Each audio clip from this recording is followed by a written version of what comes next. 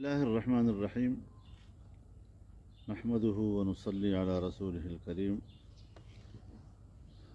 آپ کا سوال نہایت ہی حالات سے متعلقہ سوال ہے اور اپنی جگہ پر بڑی اہمیت رکھتا ہے۔ میں ایک سیاسی کارکن کی حیثیت سے یہ سمجھتا ہوں اور بار بار اس بات کو دہراتا رہا ہوں کہ ہمارے ملک میں اسٹیبلشمنٹ ہو، عدلیہ ہو، پارلیمنٹ ہو، سیاستدان ہو، تنظیمیں ہوں، انجمنیں ہوں، عام پبلک ہو، سب کے درمیان مشترک چیز وہ پاکستان کا آئین ہے۔ لیکن یہاں پر ایک عجیب سی صورتحال پیدا ہو جاتی ہے کہ جب ادارے اپنے دائرۂ کار سے باہر جا کر سیاست میں مداخلت کرتی ہے، پارلیمنٹ کے معاملات میں مداخلت کرتی ہے، ہماری پارلیمنٹ اور ہمارے سیاستدان، ہماری حکومتیں آئے روز عدلیہ کے کٹہرے میں کھڑی ہوتی ہیں اور اس طریقے سے پھر ملک نہیں چلتا جی، ملک کمزور ہو جاتا ہے۔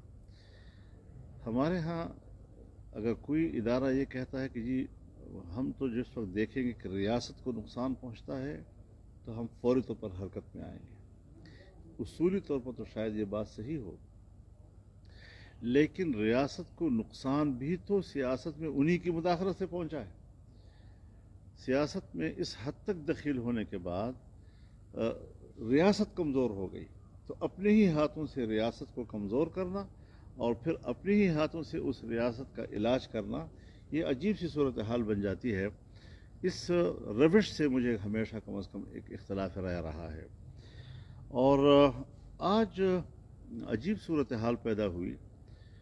عدالت نے ایک فیصلہ دیا اور اس فیصلے کے جو الفاظ ہیں ان الفاظ کو کوٹ کرتے ہوئے پنجاب اسمبلی کے ڈپٹی اسپیکر نے رولنگ دی ہے۔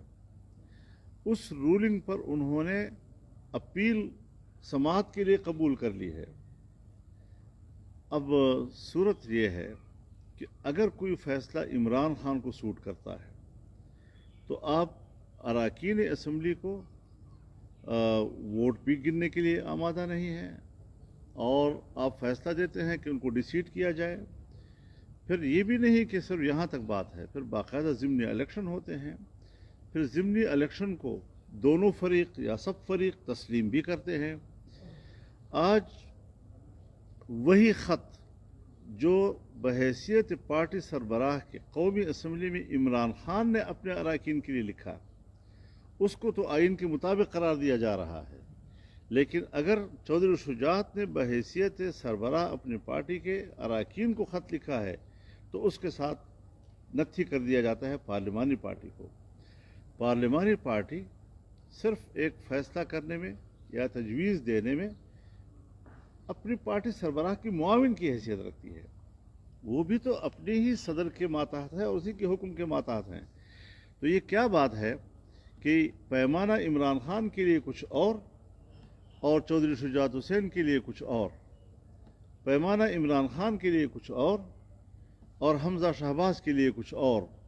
یہ چیزیں عام آدمی کے ذہن تک یہ سوالات پہنچ رہے ہیں اور عدالت کی حیثیت جو ہے وہ روز بروز متنازع ہوتی جا رہی ہے۔ اس وقت حکومت اور اس میں شامل تمام جماعتوں کا متفقہ مطالبہ ہے کہ اس کیس کی سماعت کے لیے سپریم کورٹ کا فل بینچ بیٹھے۔ ہم فل بینچ کے سامنے اپنا موقف رکھنا چاہتے ہیں۔ ہر دفعہ یہی دو تین شخصیات، فاضل جج حضرات قابل احترام، لیکن ہر سیاسی کیس یہی دو تین آدمی سنے اور جن کی ذہنی میلان کا مشاہدہ قوم بھی کر رہی ہے، سیاستدان بھی کر رہے ہیں، پارلیمنٹ بھی کر رہی ہے۔ اس طریقے سے میرے خیال میں کسی جج کو ایسی صورتحال سے بچنے کی کوشش کرنی چاہیے۔ اگر ایسا کوئی تاثر کسی بھی جج کے بارے میں پیدا ہوتا ہے اس کو بینچ کا حصہ بھی نہیں ہونا چاہیے، اس کو ایسے کیسز کا سماعت بھی نہیں کرنا چاہیے کہ جس کے بارے میں کسی ایک فریق کے تحفظات ہوں یا خدشات ہوں۔ تو یہ سارے سوالات آج پیدا ہوئے ہیں اور ہو رہے ہیں اور ڈسکس کیے جا رہے ہیں۔ اور ساتھ ساتھ اس حوالے سے روز روز نئی لاحقے جو ہیں وہ فیصلوں کے ساتھ وابستہ نہ کیے جائیں۔ فیصلہ ایک ہوتا ہے، کورٹ ایک ہے، آج وہ ایک فیصلہ دے رہا ہے، کل وہ پھر اس میں ترمیم کر رہا ہے۔ ہم تشریح کے لیے نہیں بیٹھے، بات کو سمجھنے کے لیے بیٹھے ہوئے ہیں، کل ہمیں سمجھ میں نہیں آیا، آج ہم سمجھنا چاہتے ہیں۔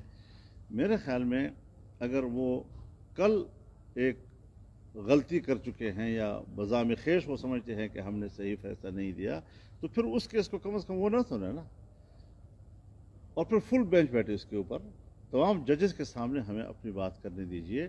اور یہ جو ہمارے ملک میں بند کمروں کی سیاست شروع ہو گئی ہے، ٹیلی فونوں کے ذریعے ہدایات دینے، خفیہ طریقے سے ملنے ملانے اور ایک ادارہ دوسری ادارے پر اثر انداز ہونے کی جو سیاست کر رہا ہے، اب یہ سیاست یہ ریاست کی تباہی کا سبب بن رہا ہے۔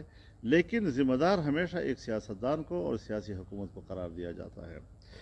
تو اس اعتبار سے کم از کم ہم اس صورتحال سے مطمئن نہیں ہیں اور یہ چیزیں فوری طور پر ٹھیک ہو جانے چاہیے۔ تو آپ یہ جو عمران خان کے حوالے سے